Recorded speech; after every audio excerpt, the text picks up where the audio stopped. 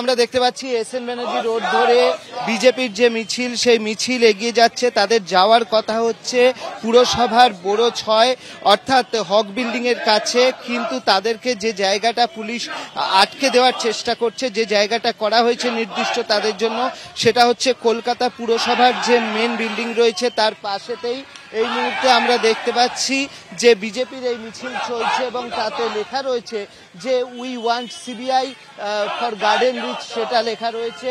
আমরা জেনে নেওয়ার চেষ্টা করব যারা রয়েছেন।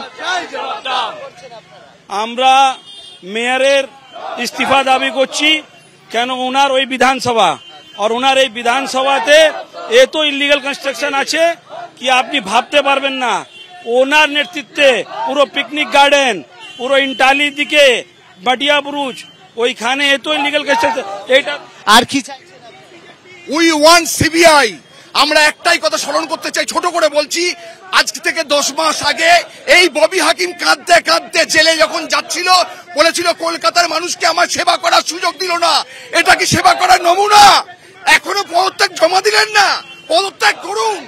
দেখতে পাচ্ছি যে একদিকে তারা সিবিআই তদন্ত দাবি করছেন এবং সেই সিবিআই তদন্ত দাবি নিয়ে তারা কিন্তু যাচ্ছেন কলকাতা পুরসভার সামনেই, কিন্তু তাদেরকে পুলিশ সেখানে ব্যারিকেড করে রেখেছে একটা, সেখানে তাদেরকে আটকে দেওয়ার একটা জায়গা রয়েছে।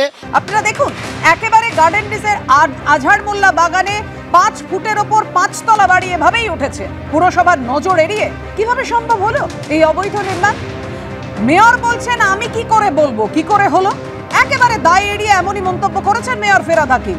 যে যা বলুক এটা নিয়ে আর কিছু বলবো না, মানুষের পাশে থাকতে হবে, এটাই মূল কাজ। ডেপুটি মেয়র অতীন ঘোষের মন্তব্যের প্রেক্ষিতে প্রতিক্রিয়া মেয়র ফেরাদ হাকিমের।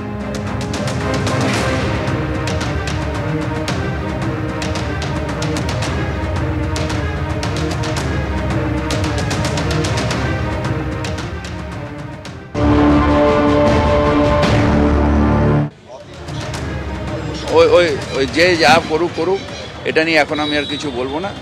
মেন হচ্ছে এখানে দাঁড়িয়ে থেকে মানুষের পাশে, সেদিন রাত্রির থেকে আমি ছিলাম, আর মানুষের পাশে থাকতে হবে, এটাই মূল কাজ। একটা বাড়ির ছবি ভাইরাল হয়েছে, সেই বাড়িটা কিভাবে হলো? এটা আমি কি করে জানি?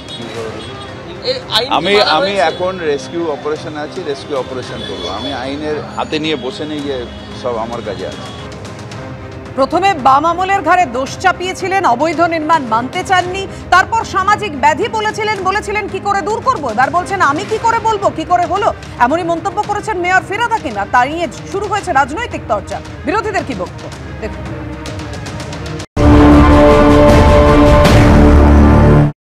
দুর্ভাগ্যজনক মেয়র একথা বলতে বাধ্য হচ্ছেন, তার কারণ মেয়র যে কথা বলতে পারছেন না তা হচ্ছে যে বিভিন্ন এলাকায় তৃণমূল নেতাদের এবং কাউন্সিলরদের প্ররোচনা এই সমস্ত ইলিগাল কনস্ট্রাকশন হয়। অফিসারদের দায় আছে, কিন্তু অফিসাররা বহু জায়গায় এই তৃণমূল কাউন্সিলরদের দাপটে ভয়ে গুটিয়ে যান। তারা কোথাও অভিযোগ করতে অনেক সময় শঙ্কিত বোধ করেন। এবং গার্ডেন রিচের মতো এলাকায়, যেখানে এলাকার মানুষ বহুবার অভিযোগ করেছেন বলে শোনা গেল মেয়রের কাছেও, এখন মেয়রও হয়তো নিজেকে অসহায় বোধ করছেন। এই অসহায়ত্ব হচ্ছে দুর্নীতিমূলক প্রক্রিয়ার মধ্যে। এই তোলাবাজির শিল্প যতদিন না তৃণমূল কংগ্রেস বন্ধ করবে, ততদিন এই ধরনের যারা নির্বাচিত প্রতিনিধি তাদের অসহায়ত্বের কথা বলে গোটা অন্ধকারটাকে আড়াল করার চেষ্টা করবেন। এত বড় একটা বাড়ি উঠে গেল ওই রকম দেশলাই কাঠির মতো, পুরসভার কারো মর্যাদা করবেন না। নৈতিকভাবে তার দায় স্বীকার করে পদত্যাগ করা উচিত। তিনি শুধু তো মেয়র নন, তিনি তো পুরো মন্ত্রীও বটে।